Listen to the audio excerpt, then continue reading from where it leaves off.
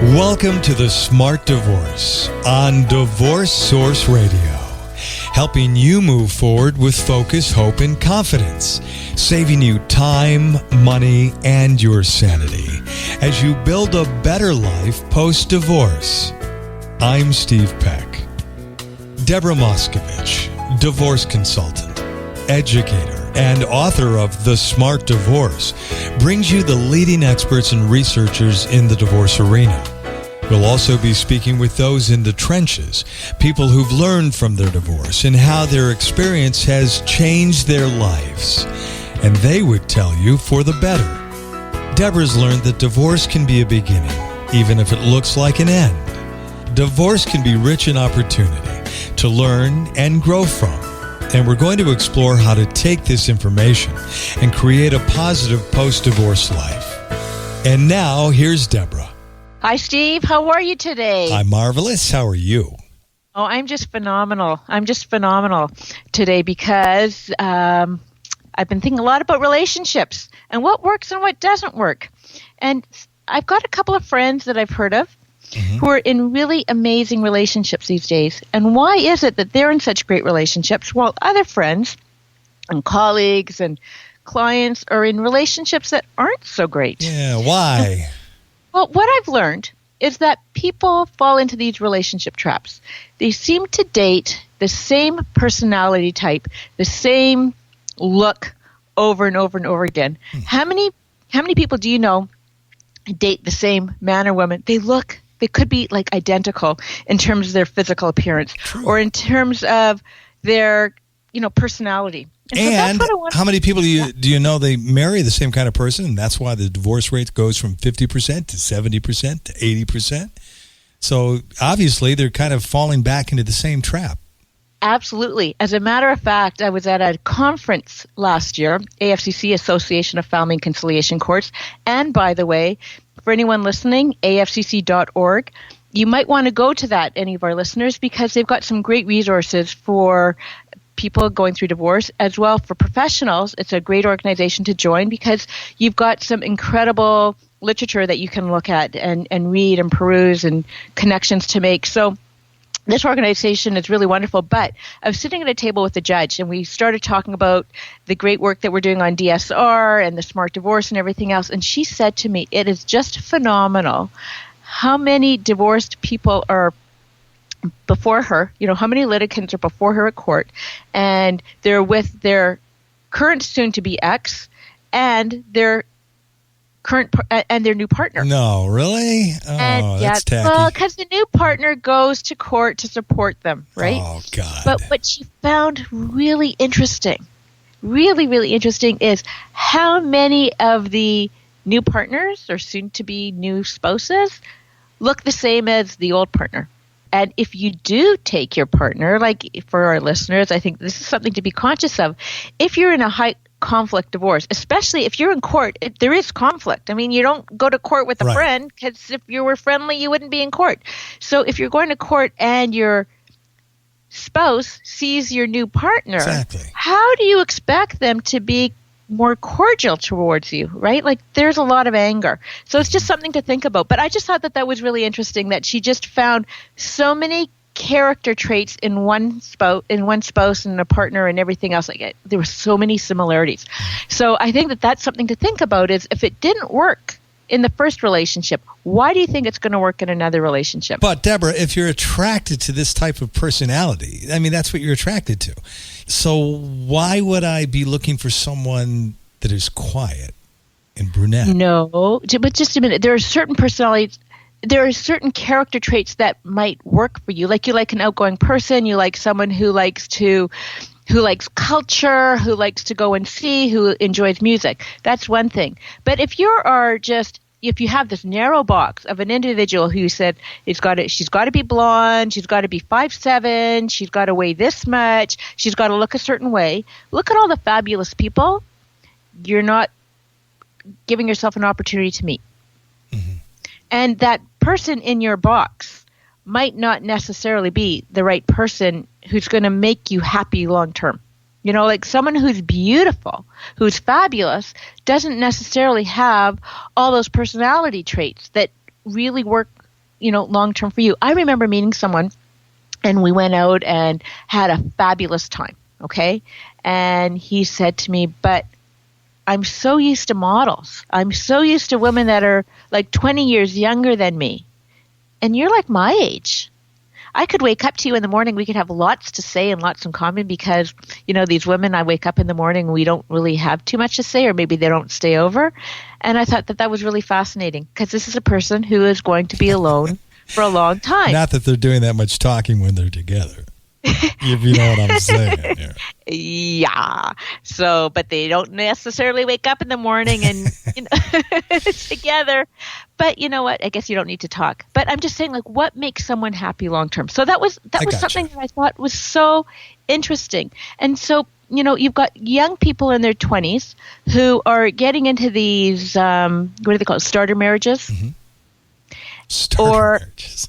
Have you not heard of that? No. I mean, that's kind of a weird term. Starter house means it's a house you're going to start in but move on to something else. You don't think of marriage as something we're going to start with and move on to something else. It's kind of sad in a way that I guess in our transient community, it's transient society, everything is very fast food. You don't really take the time to think things through, and divorce is always an option. So, hey, if it doesn't work out with A, then maybe, it'll work out with B. But do you want to go through all of that trauma?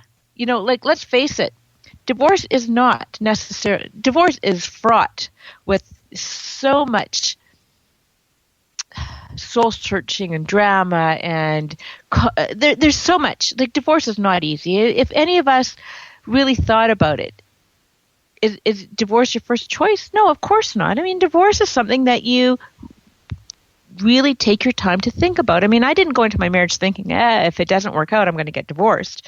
I mean, I was married for 11 years. I've got 3 great kids. Divorce is not something I wanted. But, in the 20-somethings where they think that divorce is so easy, and if it doesn't work out with A, then maybe I'll move on to, if it doesn't work out with Peter, then I'll move on to Tom. Well, but why didn't it work out with Peter? So maybe they're not taking their time to really get to know and understand their partner. So that was one of the things that I wanted to talk about today. And, it's the same thing with older people. Like, they don't take the time to really get to know their partner, because of we're a very couples oriented society. Well, wait a minute. When you say older people, you mean older married people or people that are older that are looking at a new relationship?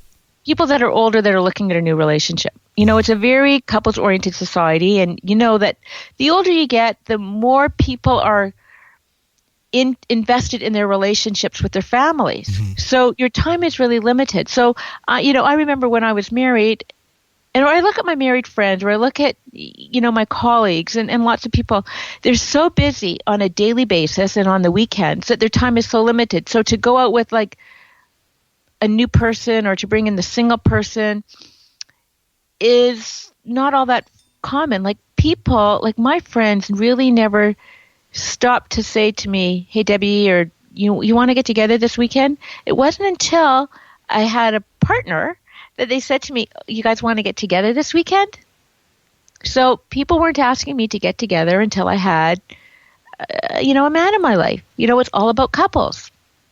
So the older you get, when your world becomes smaller because everybody is so busy, you kind of want that partner to be part of a whole big social life, right? So there are some people that settle and they don't really think through what this partner really means to them. And I have to say that it's lonely being in a bad relationship. It's lonelier being in a bad relationship than being in no relationship at all. True.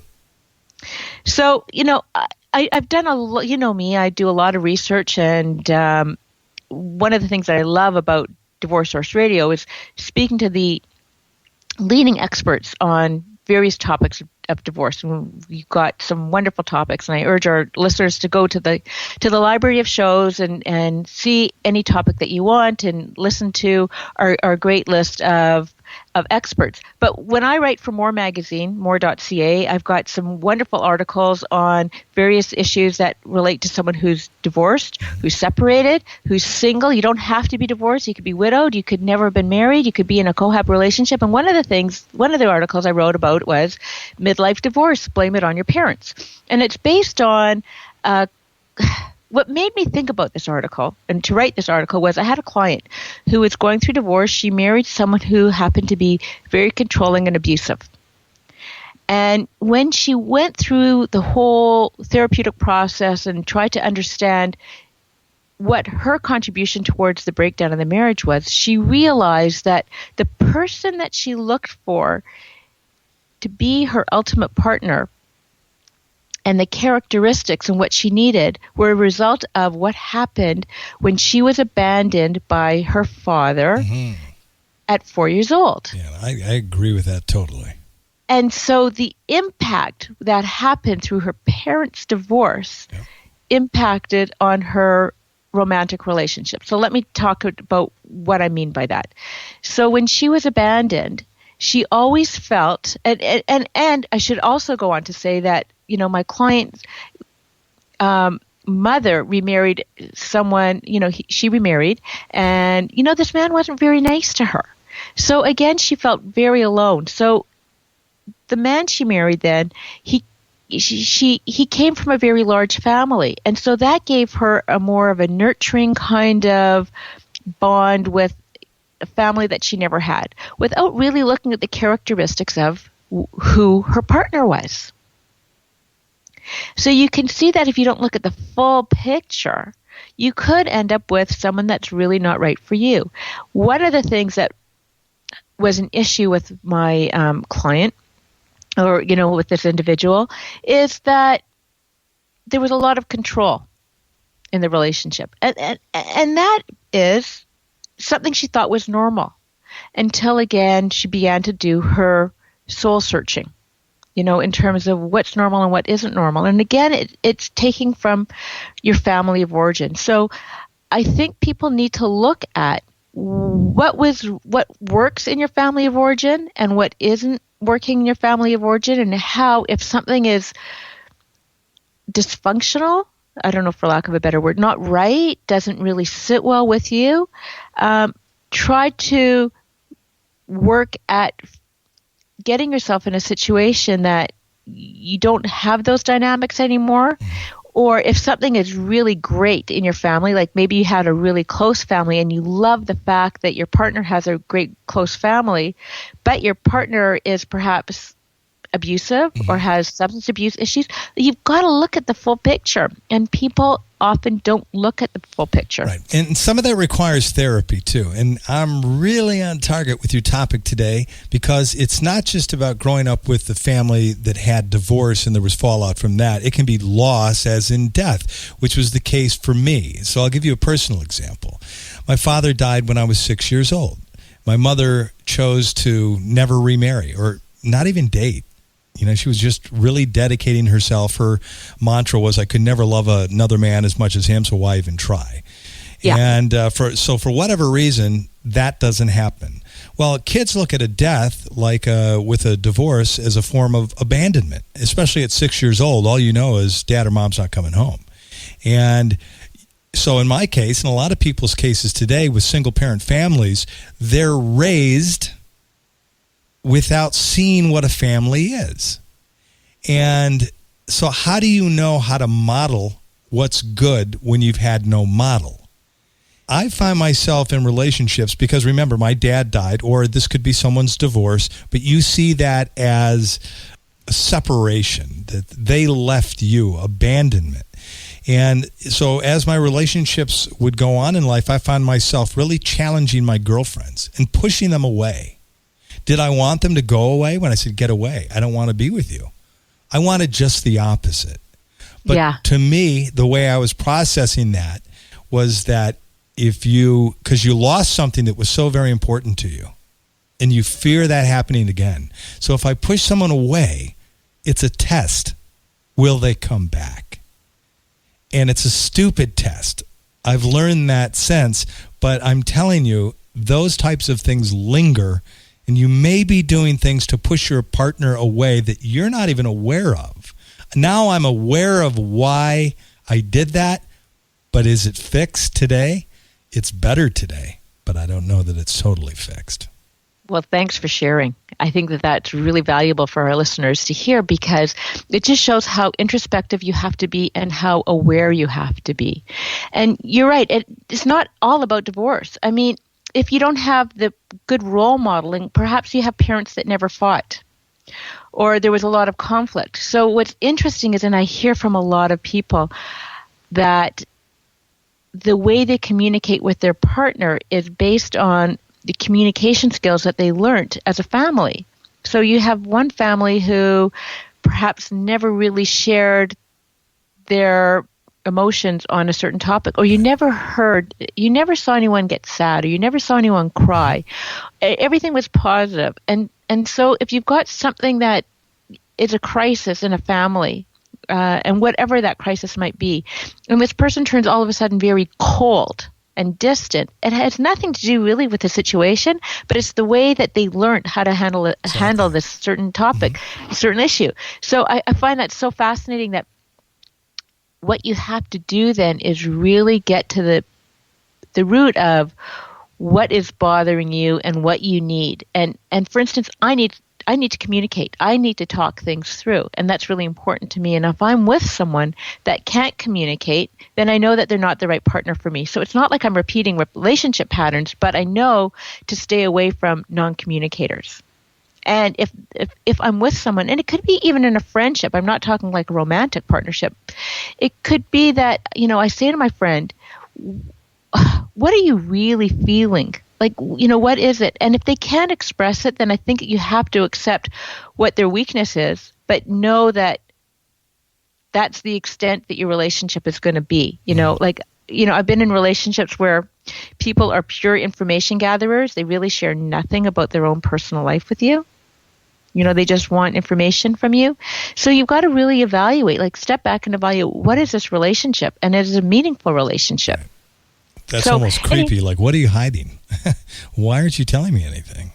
Yeah. It's so, and in a romantic relationship too, do you want to be the one that's always sharing your information and it's not reciprocated?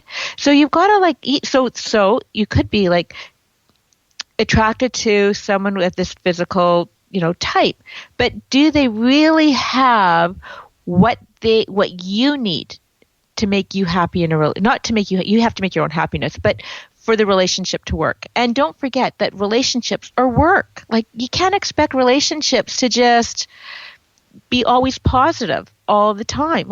There are going to be stumbling blocks, there are going to be hurdles and little mountains you have to climb. So if you don't have the partner that you can really work through those issues, or you enjoy working through the issues with, then is it worth it just because they're really good looking, or they make a lot of money, or whatever those characteristics are that are in your little box? Yeah, I get what you're saying. I've seen people that were married to beautiful people, and in their second marriages, I've run into them, and they're married to someone that's less than beautiful, and you go, well, that's not the type of person they would have chosen. But I think what you're saying is that person probably got the message. It's not about the looks; it's about the heart and soul of that person. Yeah, and I think that comes with maturity. I think there's a lot of it that does come with maturity. So when I say someone who's young versus someone who's a little bit older, the older person is wiser because they've been through more relationship. Mm-hmm. Been through more relationships. So, going back to what you need to look for, obviously you've got to look at your family of origin, and perhaps you need to look at your partner's family of origin and what are the dynamics there. You also, in terms of repeating the same relationship mistakes, figure out what you're doing. And really, I think you need to love yourself. And we talked about this before, and we talked about it on other shows. And loving yourself means, just being able to feel comfortable in your own skin. There are people that aren't happy with themselves, and so they look for someone to make them happy. Mm-hmm. Can someone really make you happy? No, but the reverse is true as well. No one can make you unhappy. That one's a harder pill to swallow, because we allow ourselves to be made unhappy. Yes or no? We have control over, yes. It's no one can make you angry. I guess they can make you unhappy. they can make you unhappy and they can make you angry. Like, if there are certain things that they're going out of, you've got certain relationship dynamics. Like, I've heard people that, like, if you look at the way they fight or the way that they don't fight, those are their relationship dynamics, and they know how to push. If you know how to push your partner's hot buttons, are you allowing them to make you angry, or they really are making you angry? Like, yeah, I don't know. Like, that's an interesting thing to think about. It is. But don't look for someone to complete you. Like the movie? Like, that's exactly what was going through my mind. You complete me. So really, like, you've got to be happy with yourself. Right. Now, I mean, if there's certain things that you feel that you're not happy with, about yourself, then really try to fix them so that you are a better partner and, probably have a better relationship. And when I say, like, what aren't you happy about? Why are you depressed about something all the time? Maybe it's your job. Maybe you absolutely hate your job and it's causing you to just, be depressed about, your outlook on life all the time. Well, how do you reframe your thinking about your job? Because, like, let's face it, like, the economy is the way it is. It's not like jobs are a dime a dozen, but maybe you need to think about your workplace differently.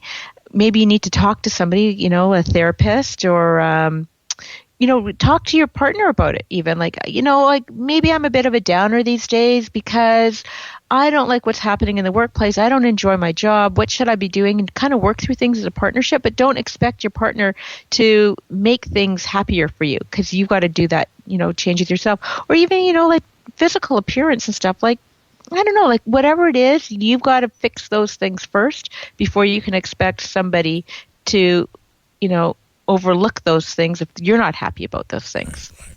The other thing that I thought was really interesting through my research and talking about, this midlife divorce is you don't have to be less of who you are to be in a good relationship. And I think that is something that is so prevalent in today's society where people want to be a couple. They try to be the sports nut because their partner is a sports, nut. They try to be, an avid tennis player or whatever those characteristics are. But, if that's not you, if that's not the authentic you, or you're talking about being, someone who's like really outgoing. If you don't enjoy going to parties and your partner happens to be a really social person, and you're a real downer at each time, well, you can't pretend to be someone you're not. And I think, like, that really has really something to be learned. What do you do in that scenario? I mean, because you can't stop your partner because he likes to go to parties from going to parties, so you either have to allow him to go without you. Right. You have to allow them to go without you. But then that sucks sometimes for the person that likes to go out. They're like, damn, I wish she would have gone out. So maybe you just have to be more careful picking in the first place. That's what it is. Like, I learned so much from Dr. Michelle Mitchum. Like, Michelle Mitchum was really focused on helping people, and we're going to bring her on as a guest. But, she was very helpful in helping people be more introspective in terms of what they need to look at. And so when you talk about that, like, let's just say that the party going, the party animal versus someone who wants to stay home, maybe you're not a fit long term.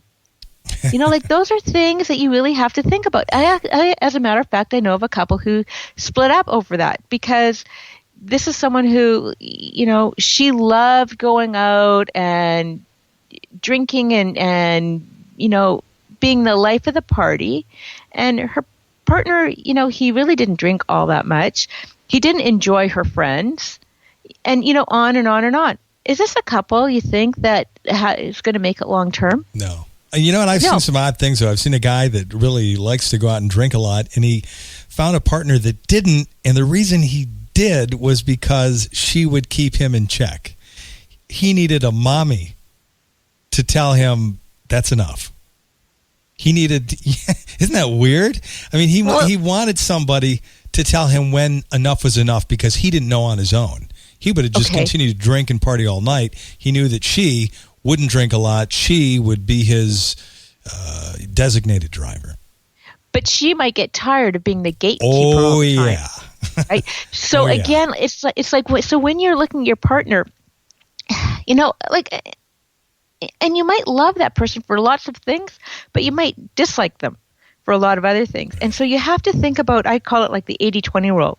If that 20% is the stuff that you don't like, how much of it can you really put up with like long term? Mm-hmm. You know, like what works and what doesn't work. And I think that that is so important because, you know, we talk about all these different things like the drinker and maybe, you know, his girlfriend or wife, you know, maybe she's going to be tired of being the adult all the time. Like, why should I be the one that tells you no all the time? Like, don't you know yourself? Like, can't you learn? So it's those relationship dynamics. Be true to yourself. Like, what is it? Like that brings me to the next point of normalize your feelings, uncover your issues. You know, for instance, what works and what doesn't work really for you longer term. Also, normalize your feelings in terms of what you didn't receive growing up, and can you fix that? So we go back to like that abandonment issue, perhaps, or you know, not. This is something that's really interesting because I had met with, you know, talking with some colleagues about some other issues, and you know, one lawyer said to me, I felt that as I was growing up, whatever I did was never good enough for my parents. Like I could never make them happy. Like my accomplishments weren't ever good enough, and it always made me feel bad. So I always walked around thinking that I was never good enough. Oh. And I was shocked because this was the most dynamic individual, really smart, you know, brilliant, beautiful. Like this person had it all and yet felt a sense of insecurity because she felt that she wasn't good enough. So you have to really realize that, you know, you're not alone, and maybe what you weren't getting from your family, like maybe your family wasn't capable of giving all that stuff to you. You know, like it's really interesting. And that's why, you know, I am big on, you know, speaking to a therapist, and you kind of have to work out those issues. But, you know, for those people, for instance, that have that lower self-esteem because of what happened in their family of origin, so they are attracted to someone who, because they think it's normal, who kind of puts them down a little bit. And it makes you feel bad, and it's really not a healthy relationship. So that could be another relationship that kind of falls apart. Right. You know, it's another divorce statistic. Or, you know, and not everybody's married, so, you know, cohabitation relationship or, you know, whatever, or just a relationship that falls apart. But you have to understand those dynamics. And so don't continually try to put that square peg in that round hole. If it ain't working, it ain't working. And too many people try to make that work. And so many people I've heard say to me, well, you know what, the red flags were there. I just didn't want to see it. Yeah, you hear that a lot, don't you? Yeah. Once people have distanced themselves, then you go, yeah, we saw it coming. Really? You know, because I thought we were fooling everyone. Yeah. You know, they say love is blind and then you get married. I mean, people look at life through rose-colored glasses. And if you want a relationship to be a healthy one for you and a good one for you, you got to take off those glasses. Because what is it like? And I quote this in the Smart Divorce. Dan Baker, I think, is the doctor that told me about this. Where, you know, people look at their partner and think that they're so wonderful, and then they get married, and all of a sudden those illusions wear off. All of a sudden they've got the pimples that they never saw before, the extra 10 pounds that you didn't see before. Maybe they're a little bit 4 inches shorter. You know, maybe they have a little bit of an anger management problem. Whatever it is, like you didn't really want to see the whole picture. Yeah, you didn't want to see the picture. It was there to see. You chose not to see it. And the last point is, and this is what we've been talking about the whole show, is develop introspection and understanding. You know, like I think. And that's where you need to work with a therapist or even journaling or reading self-help books, whatever it is, to find out what your issues are and what do you need to do to fix them, so that you're not always trying to put that square peg in the round hole. The other thing that I think is interesting is just because you're attracted to, you know, someone who has these same physical characteristics, don't disregard someone who doesn't have it. Like, try to be mature enough to give other individuals a chance. You know, and it doesn't necessarily. That's hard for a lot of people. Yeah, you know, you want the 6 foot tall guy with the 6-pack. Oh, I'm just talking about you, the 6-pack, and you know, like, and everything else. And you know, you are a fabulous person, you know, like I love you, I think you're great, but you know, like but you might meet someone who has all those physical characteristics, and you might be passing up on the guy who's 5'10", who's got all those other wonderful characteristics that just don't have it for you because they're not, 6 feet tall. So all I'm saying is try to be a little bit more mature and look at things from a different perspective. Like relationships, like your partner should be your best friend. True. And your best friend that you're totally sexually attracted to. Yeah, exactly. Exactly. Okay. That's the combo right there. But sometimes your best friend could be sitting right next to you and you never gave them a chance because, in my case, being a woman, he's 5'10" instead of 6 feet tall. Mm-hmm. But you love everything else about him. Well, and then, it's same sex relationship. No, like my boyfriend is 5'4". So there you go. Like there you go in terms of,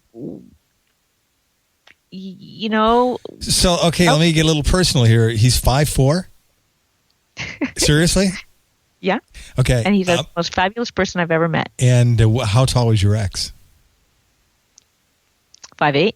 All right, so taller. And your other boyfriends you dated throughout your life were taller? 6. I've had boyfriends 6 feet tall.